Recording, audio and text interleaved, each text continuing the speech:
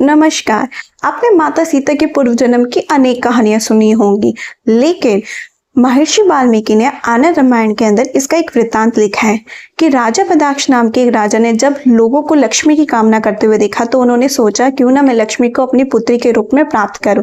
इसके लिए उन्होंने लक्ष्मी का तप किया और उनके घर में लक्ष्मी जो है एक छोटी सी बालिका के रूप में आती हैं। जब वे बड़ी हो जाती हैं तो राजा को उनके स्वयंवर की चिंता सताने लगती है और वो उनका स्वयंवर करने की इच्छा से एक निर्णय लेते हैं कि जो भी अपने आप को, चाहे वो गंधर्व हो, दक्ष हो, राजा हो, महाराजा हो या देव हो, असुर हो, मनुष्य हो, कोई भी हो, जो आकाश के नील रंग से खुद को रंग लेगा, मैं उसको ही अपनी पुत्री का वर मानूंगा।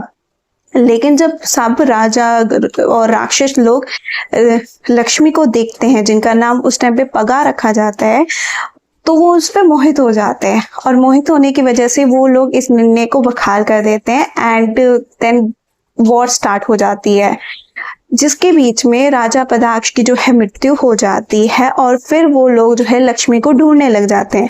लक्ष्मी को जब वो लोग ढूंढते हैं तो लक्ष्मी जो है वहां पे जो हवन चल रहा था उसी की अग्नि में जो है वो कूद जाती हैं और जब जैसे सारे राक्षस चले जाते हैं वहां उस एरिया से, देन वो फिर वापस से बाहर आ जाती हैं और जैसे ही थोड़े राक्षस आते हैं या देव आते हैं उन्हें ढूंढते हुए वापस उस अग्नि में कूद जाती हैं।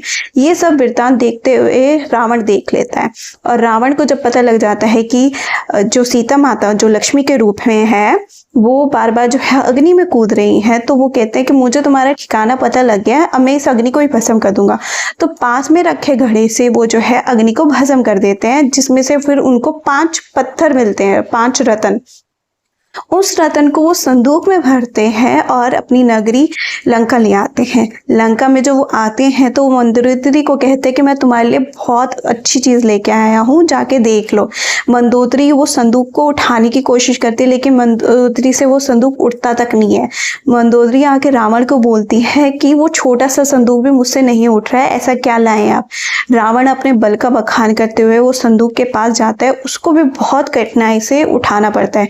ज्यों तो करके वो मंदोदरी के पास ले आता है और मंदोदरी जब देखती है तो उसके अंदर 5 रत्न ही कन्या होती है।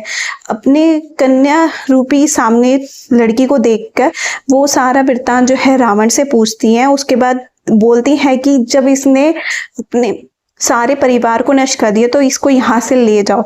तो वो अपने दूतों को आज्ञा देती है कि इसे दूर जाके किसी नगर में, ऐसे नगर में डाल के आओ जहाँ पे कोई ना हो। और वो दूत जो है रात के अंधेरे में उन्हें जनक की नगरी में छोड़ के आते। ये उनके पूर्व जन्म की कहानी थी। आई होप आपको अच्छी लगेगी। Please like and subscribe.